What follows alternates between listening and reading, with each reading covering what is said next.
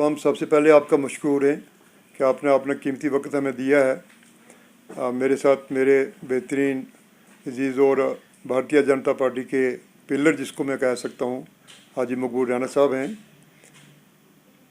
हमारे गृह मंत्री ने जो आज से 2 दिन पहले 3 दिन पहले एक बयान दिया है, I think that was a great statement given by the honourable home minister Amit Shah ji कि थन्ना मंडी का नाम लेके उन्होंने कहा कि हम यहाँ पे टूरिज़्म को इतना फ़रोग देंगे कि यहाँ पे शहर बसाए जाएंगे और जो भी tourist with in the country और आउट ऑफ कंट्री यहाँ से निकलेंगे वो 4 दिन थन्ना मंडी के उन पिकनिक स्पॉट्स पे रहेंगे, उन हट्स के अंदर रहेंगे, बंगलोज़ के अंदर रहेंगे, टूरिस्ट हट्स जो बनेंगे उनमें रहेंगे और 4 दिन के बाद वो गुलमर्ग के लिए यहाँ से निकलेंगे। तो आप खुद समझ लीजिए कि उसमें हमारे जो मर्गबान हैं, घोड़ा चलाने वाले, हमारे छावड़ी वाले, हमारे रेडी वाले, हमारे जो होटल्स बनेंगे, जो अनएम्प्लॉयमेंट यूथ है ख़ासकर उनके लिए एक ऐसा सिस्टम बनेगा कि जैसा कि आपने कश्मीर में देखा कि नौजवान वहाँ जितने भी हैं वो टूरिज़्म के इस लाइन के साथ जुड़े हुए हैं और वो माशी तौर पर इतने सोंड हैं कि उन्हें किसी किस्म की नौकरी की ज़रूरत नहीं है।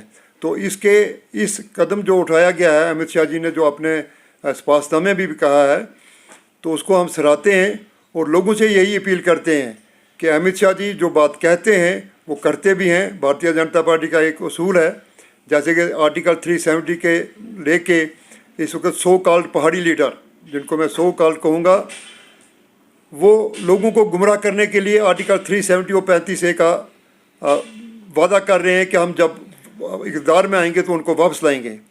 तो मैं आपके वसादत से लोगों से ये गुजारिश करता हूँ, उनसे अपील करता हूँ कि सुप्रीम कोर्ट के फ़ैसले को कोई बदल नहीं सकता है। ऑनरेबल सुप्रीम कोर्ट का जो फ़ैसला हो चुका है उसे कोई बदल नहीं सकता। और आर्टिकल 370 जो था वो सिर्फ परिवार के जो लोग हुक्मरान यहाँ थे, वो नेशनल कॉन्फ्रेंस के हों, वो PDP के हों, वो कांग्रेस के हों, उनको फीडबैक मिलती थी, आम लोगों को उसका इत्साल होता था, आम लोगों को उससे कोई फ़ायदा नहीं था।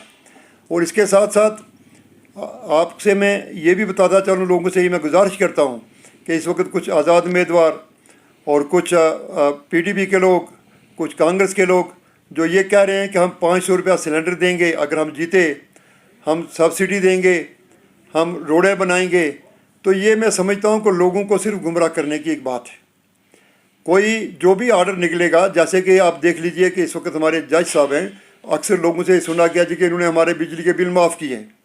भाई वो गवर्नमेंट की एक पॉलिसी बनी थी और उसकी जगह अगर कोई और जज भी होता उसको भी वही इम्प्लीमेंट करना था जो मुज़फ़्फ़र साहब ने किया। मेरे बेहतरीन अजीज़ हैं, हम उनकी कदर करते हैं, उनकी रिस्पेक्ट करते हैं, लेकिन आज आप ये देखिए कि जिस पार्टी के साथ वो मनसूब थे उन्होंने उनको पहचानने से इनकार कर दिया।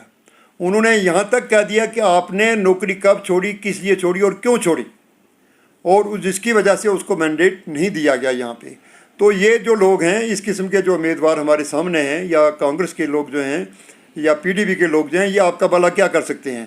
PDP के उम्मीदवार जो इस वक्त मैदान कार्यकार में हैं, आप ये देख लीजिए कि उन्होंने इससे पहले MLA जब रहे तो उन्होंने क्या किया।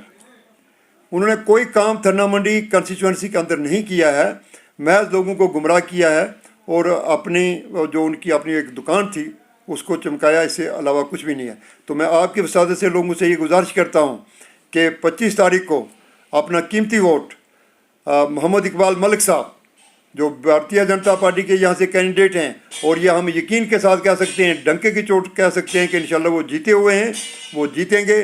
और आप लोगों से ये गुजारिश है कि आपके वसादत से तमाम लोगों से ये गुजारिश है कि आप 25 तारीख को आप अपना कीमती वोट कमल के फूल का बटन दबा के मोहम्मद इकबाल साहब को जिताएं।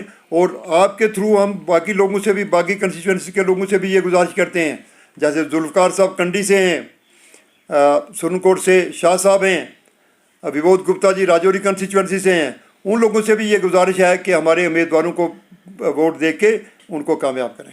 जी तारक शाल साहब, आपका बहुत बहुत धन्यवाद कि आप यहाँ पर तशरीफ़ ले आए। मुझे एक शेर याद आ गया है, निगाहे मर्द मोमन से बदल जाती हैं तकदीरें, जो हो ज़ोके यकी पैदा तो कट जाती हैं 70 साल की पुरानी जंजीरें। आज एक बड़ा खुशी का अवसर है कि हिंदुस्तान जो दुनिया में सबसे बड़ा सर्वश्रेष्ठ जमहूरियत का मंबा माना जाता है, उसके ऑनरेबल होम मिनिस्टर जी ने एक बड़ा ऐलान फरमाया और एक अपने प्रेस कॉन्फ्रेंस में, बल्कि अपने मैनिफेस्टो में थन्ना मंडी जैसे इलाके को शामिल किया गया, इसको कंस्टिट्यूंसी बनाया। और कंस्टिट्यूंसी बनाने के बाद उन्होंने अपनी ज़बान मुबारक से ये अनाउंसमेंट किया कि मैं थन्ना मंडी को टूरिज़्म का हब देखना चाहता हूँ। और वैसे भी ये जो हमारी जो कॉन्स्टिट्यूंसी है, ये एसटी की कॉन्स्टिट्यूंसी है और भारत सरकार की योजनाओं के तहत एसटी को स्पेशल स्टेटस हासिल होता है और इसको स्पेशल ग्रांट भी दी जाती है। इसलिए हमारा फ़र्ज़ बनता है कि हम अपने ऑनरेबल होम मिनिस्टर जी की बात को अपने दिलो दिमाग के अंदर उतारें। और नंबर 2, जो आपने मुझे अभी बात कही है कि 300 रुपया सिलेंडर कम कर दिया जाएगा, यहाँ आपकी रोड्स बनेंगी। एक सीधी सी बात है कि रोड्स बनाने की एजेंसी जो है वो मेरी भारत सरकार है, सिलेंडर कम रेट या बढ़ाने की एजेंसी जो है वो मेरी भारत सरकार है। मैं और आप इसमें क्या कर सकते हैं? ये लोगों का छिछोरापन होता है कि लोगों को, आज देखिए, आज जनता बेवकूफ़ नहीं बन रही है। आज जनता विकास के मुद्दे की तरफ भाग रही है। आज जनता देख रही है, मैंने जो अभी शेर पढ़ा कि 70 साल की जंजीरें आज टूट रही हैं। आज आप देखिए कि कश्मीर के अंदर किस कदर अलगावाद और पथराव का सिस्टम था, आज सारा सिस्टम ख़त्म हो गया है। आज 370 जाने के बाद ये 370 दफ़ा जो था, ये एक बड़ी मजबूत कड़ी थी उन लोगों के लिए जो परिवार के थ्रू इस राज्यसभा में या विधानसभा में या असेंबली में आते थे। आज ये उन लोगों की चुनौती ख़त्म हो गई है। आज आप देखिए हर चोरी का दरवाज़ा ख़त्म हो गया है। हमारे माननीय प्रधानमंत्री जी ने पूरे देश के अंदर एक सिस्टम लागू कर दिया है। कोई भी मुलाजिम जो है वो चोरी नहीं कर सकता है, कोई भी संतरी से मंत्रीगण तक चोरी नहीं कर सकता है। खुलेआम ऑनलाइन सिस्टम कर दिया है। आज गरीब के खाते में पैसा पहुंच रहा है। और आज मैं माननीय प्रधानमंत्री जी के जो वर्ड होते हैं, जो शब्द होते हैं, वो ऑर्डर होता है, उनके ये वर्ड हैं कि जिस औरत को 1000 रुपया पेंशन मिलती थी उसका 3000 रुपया कर दिया गया। जो मेरे किसान भाई, उसमें मेरे गुजर भाई भी हैं, मेरे राजपूत भाई भी हैं, मेरे कश्मीरी भाई भी हैं, मेरे सरदार भाई भी हैं, मेरे हिंदू भाई भी हैं, उनकी जो 6000 की जो योजना उन्होंने बनाई थी कि ये लाभ दिया जाएगा किसान को, उसको बढ़ा के 10,000 कर दिया है। और जो मकान, आज मैं दावे से कहता हूं कि जाइए मेरे थन्ना मंडी तहसील के अंदर देखिए, कोई गरीब घर ऐसा कच्चा नहीं बचा है। यहाँ नोटिफाइड में जब ग्रांट आ रही है वो कहते हैं भाई कोई गरीब ही नहीं है तो पैसा किसको दें। तो ये सब आज हमारा फर्ज बनता कि हम सल्यूट करें अपने प्रधानमंत्री जी को और अपने गृह मंत्री जी को कि जिन्होंने इतने बड़े विस्तार से पैसा भेजा है जम्मू कश्मीर के अंदर कि आज जम्मू कश्मीर में कोई गरीब नहीं बच रहा है। इसी तरीके से जब कल टूरिज्म का हब खुलेगा यहाँ और कोई भी आदमी जो है वो बेरोजगार नहीं रहेगा, यहाँ पर रेल आएगी, यहाँ पर बड़े बड़े प्रोजेक्ट आएंगे, यहाँ बड़ी बड़ी फैक्ट्रियाँ आएंगी। आज मैं मानता हूँ कि रोड का मसला थोड़ा उलझा हुआ है। अरे भाई, एक दफ़ा आप कमल के फूल को खिलाओ ज़रा, जब वो आपके थन्ना मंडी में खिलेगा, किस द्वारा? इकबाल मलिक जी द्वारा, तो यकीन जानो कि दिल्ली और थन्ना मंडी की दूरी जो है वो चंद मिनटों की रह जाएगी। शुक्रिया। जय हिंद, जय कश्मीर।